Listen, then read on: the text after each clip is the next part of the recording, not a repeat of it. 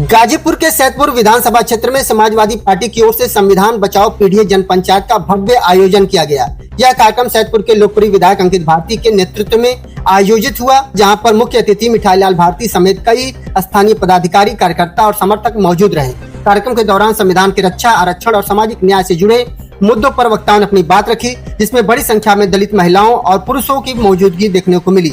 कार्यक्रम में संविधान की रक्षा, आरक्षण, सामाजिक न्याय और बहुजन समाज के अधिकारों जैसे मुद्दे प्रमुखता से उठाए गए और उन्हें संविधान के प्रति जागरूक किया गया। विधायक अंकित भारती ने संविधान की रक्षा को लेकर अपना रुख स्पष्ट किया और कहा कि संविधान के साथ किसी भी प्रकार का छेड़छाड़ बर्दाश्त नहीं किया जाएगा और संविधान को बचाने के लिए हम लगातार संघर्ष करते रहेंगे। उन्होंने विशेष रूप से दलित और वंचित समाज के अधिकारों तथा आरक्षण की सुरक्षा की बात कही और कहा कि 2027 में अखिलेश यादव की सरकार बनाने के लिए पूरी मजबूती के साथ काम किया जाएगा और कहा कि अखिलेश यादव के हाथों को मजबूत किया जाएगा। कार्यक्रम को संबोधित करते हुए लोकप्रिय विधायक अंकित भारती ने कहा कि जब उन्हें सदन में अपनी बात रखने का अवसर मिला है, तब उन्होंने अपनी प्रिय जनता की समस्याएं और उनके हक से जुड़े मुद्दे को पूरी मजबूती के साथ उठाया है।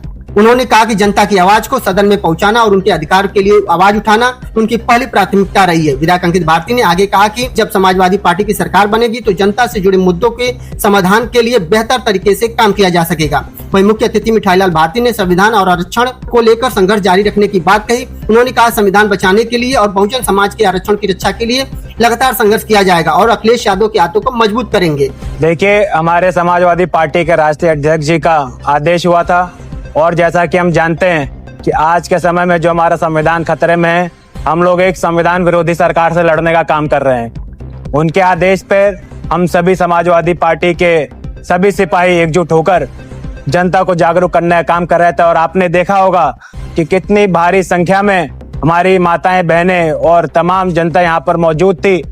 इसी से आपको एक शंका लग गया होगा कि कैसे लोगों ने मन बना लिया है कि भारतीय जनता पार्टी को उखाड़ फेंकने का काम करना है। भारती जी, आज संविधान बचाओ पीटीए जन पंचायत में आप सैदपुर विधानसभा में आए हैं, इस प्रोग्राम को लेकर क्या कहेंगे?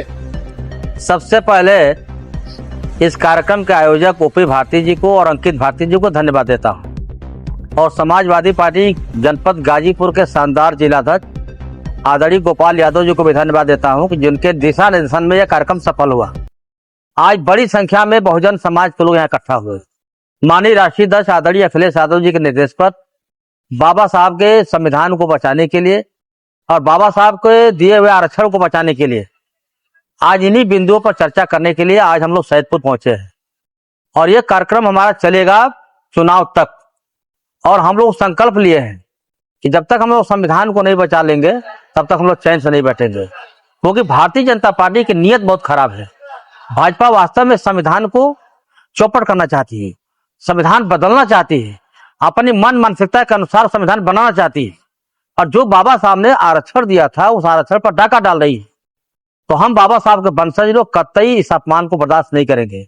हम संविधान को बचाने के लिए संघर्ष करेंगे, हम आरक्षण को बचाने के संघर्ष करेंगे और बहुजन समाज की आबरू को सुरक्षित करने के लिए अखिलेश यादव जी के हाथों को भी मजबूत करेंगे। ओम प्रकाश राजभर लगातार अखिलेश यादव पर हमलावर है, क्या कहेंगे?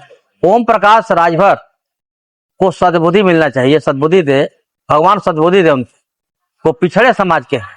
अभी मैं बोल रहा था उनके विभाग में नियुक्ति हुआ है, 257 पद का घोटाला हो गया है और पिछड़ों और दलितों की बात करते हैं।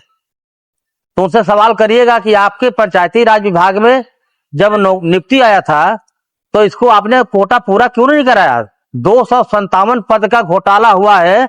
आप पूछिएगा ओम प्रकाश राजभर जी का हुआ कि नहीं हुआ है। और बड़ी बड़ी बात बोलते हैं, वो नहीं बोलते हैं। भारतीय जनता पार्टी के जो मुखिया लोग हैं बुलवाते हैं, उनकी दम नहीं बोलने की। और जिस तरह से बुलवाया जाता है एक जाति को टारगेट करके, बहुत बर्दाश्त हो रहा है, बहुत बर्दाश्त हो रहा है, क्योंकि पिछड़े समाज के, राजभर समाज के हैं। अगर एक यादव गलती से कहीं अगर हाथ पकड़ लेगा तो पूरा यादव समाज बदनाम हो जाएगा। हमारे नेता ने कहा बोलना मत, जितना बोलना हो बोलने दो, उसका पेट भर मन भर बोलने दो। हम लोग भी छोड़ दिए, बोलो, जैसे कुत्ता भौंकता है तो भी भौंकता है, भौंकने दीजिए। महिलाओं की बात होती है और दलितों की बात होती है। मौजूदा समय में कितना सम्मान है महिलाओं और दलितों का? अभी दिल्ली के जंतर मंतर पर बेटियों को आपने देखा, कपड़े फाड़े गए, महिलाओं को चोट आई, लड़कियों को चोट आई।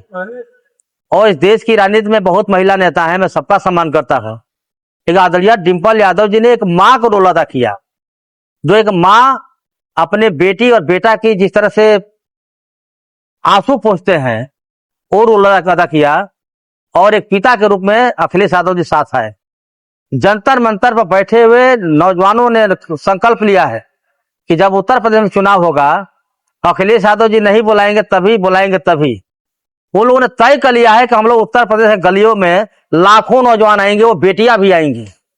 खास से भारतीय जनता पार्टी में जो परिवार में जो बेटियां हैं, आप देखे होंगे वो बेटियां भी कर रही है। हमारे पापा तो भाजपा के नेता हैं, लेकिन मैं उनके विचारों से सहमत नहीं हूं, क्योंकि हमारे विचार उनसे मिलते नहीं हैं। हम इस आंदोलन के साथ हैं, इसलिए बेटियां भी बहुत अपने को असुरक्षित महसूस कर रही हैं।